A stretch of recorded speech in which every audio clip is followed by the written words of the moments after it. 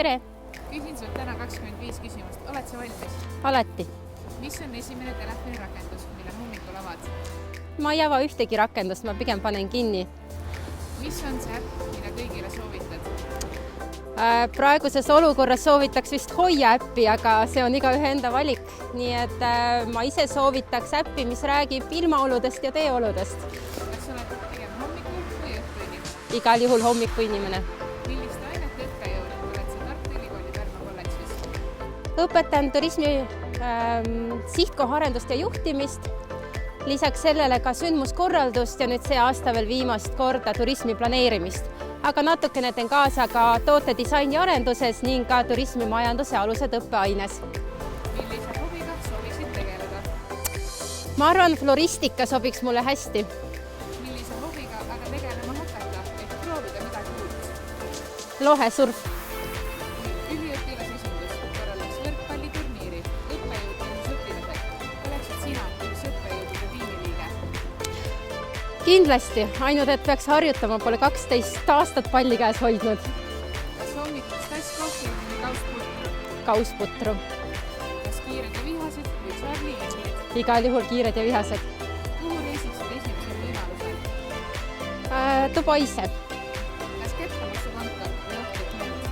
Ei kumbagi, ma eelistan teisi krimisarju. Kui sulle antakse 1 000 000 eurot, mida teeksid selle summaga?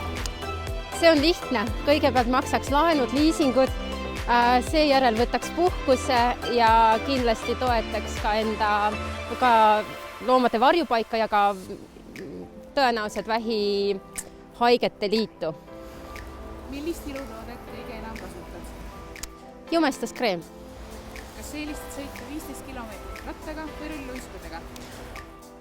Rattaga, aga talvel võin ka tavauiskudega 15 kilomeetrit ära teha. Kuidas on koroonapandeemia sind mõjutanud? Ei no mõju on olnud mitmekülgne, eks keeruline, väga paljusid asju ei saa enam teha, millega harjunud oled.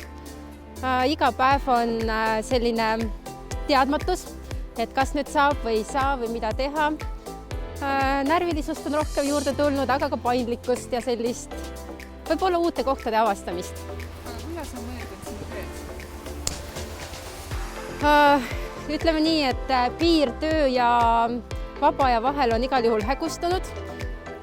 Ma tea, 18-15 tundi tööpäevad on täiesti tavalised, ekraanist on villand ja tahaks näha inimesi klassis.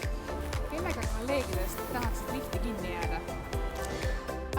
Ma tahaks jääda tõenäoliselt Elinaga, kes on meil uus inglise keele õpetaja, sest ta on uus, et põnev oleks teada saada temast rohkem. Mis on sinu sirnakul õhtusöök, mida lähedastele pakud? Ma pakun tavaliselt kana vokitud juurviljadega. Kui saaksid ükskõik kellega maailmas enestada, siis kes see oleks?